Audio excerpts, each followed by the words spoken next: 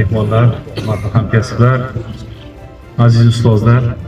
Bugun respublikamiz bo'ylab aynan mana shu loyiha, ya'ni Yashil makon dasturini umummilliy darajada bugun barcha ta'lim muassasalarida o'tkazish bo'yicha oldimizga juda katta maqsad qo'yilgan.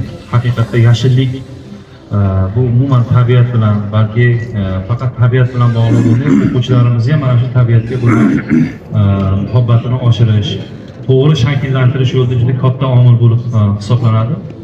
Assalomu alaykum hurmatli hamkasblar, hurmatli muassasa rahbarlari. Endi har yilgi an'ana, mana hamma yaxshi biladi.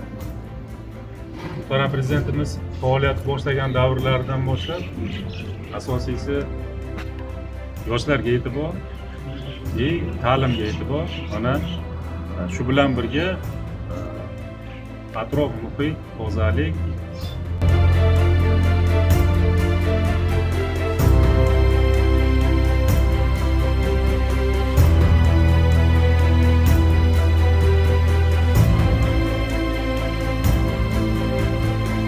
mana shu ko'chatimiz hamisha nur ko'rib yashasin. Alloh sog' bo'linglar, salomat bo'linglar.